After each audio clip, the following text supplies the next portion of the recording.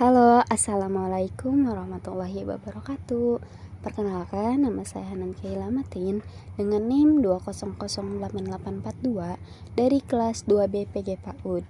Di sini saya akan sedikit mereview materi tentang pertemuan kedua hingga ketujuh mata kuliah perkembangan sosial, emosional, moral, dan agama anak usia dini.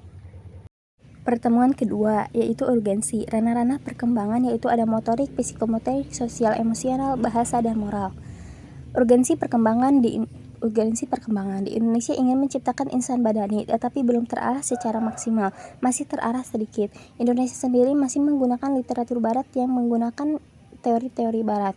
Belief di Indonesia adalah religius atau agama, karena di barat tidak ada yang namanya agama, makanya di barat banyak yang ateis.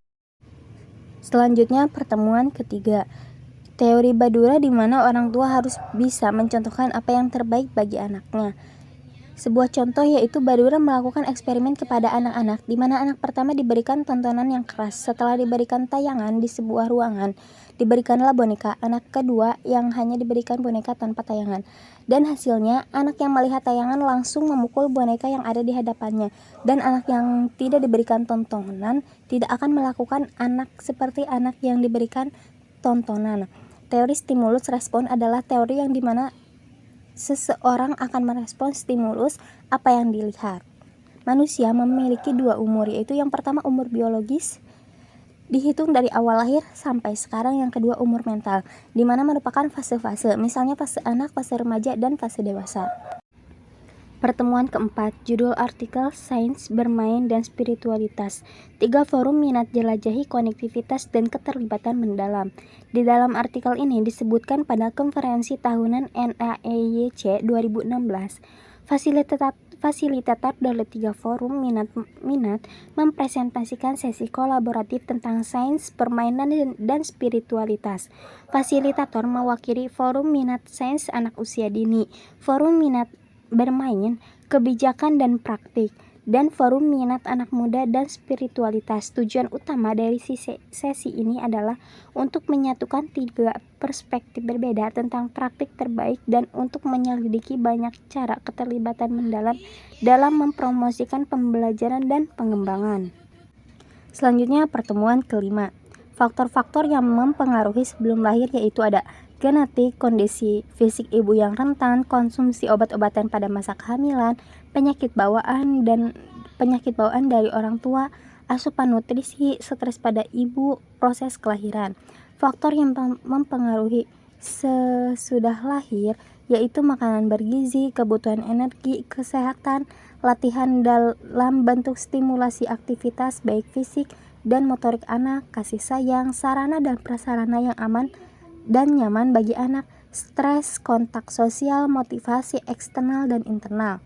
Stimulus yang diberikan bisa berupa pengalaman di alam terbuka, memberikan lingkungan yang aman dan nyaman. Anak juga belajar dengan mengamati dan meniru orang dewasa serta lingkungan. Jangan berikan target, tetapi hargailah anak atas usahanya. Pujilah mereka atas usahanya. Berikan mainan yang bermanfaat bagi perkembangan keterampilan anak yang seusia mereka. Berikan banyak cerita. Cinta terbukti dapat mencerdaskan anak dan memperpanjang umur anak. Cinta mempunyai pengaruh terhadap kualitas kesehatan dan emosi anak. Kemarahan dan kebencian akan menurunkan kerja otak yang membuat ingatan buruk. Selanjutnya, pertemuan ke-6, karakteristik tahapan perkembangan masa bayi 0-2 tahun. Masa bayi baru lahir yaitu 0-2 minggu. Perkembangan fisiknya biasanya terjadi penurunan berat badan. Nah, pada masa usia 2 minggu sampai 2 tahun, perkembangan fisik selama 6 bulan pertama pertumbuhan terus terjadi dengan pesat. Kemudian mulai menurun dan dalam tahun kedua tingkat pertumbuhan cepat dan menurun. Selanjutnya, pertemuan ke-7, perkembangan masa kanak-kanak usia 2-12 atau 13 tahun dibagi menjadi 2 periode, yaitu masa kanak-kanak awal yaitu 2-6 tahun dan masa kanak-kanak akhir 6-12 tahun. Masa kanak-kanak awal, masa kanak-kanak dikatakan sebagai problem age karena orang tua sering dihadapkan pada permasalahan tidak menurut, keras kepala, negatifisme.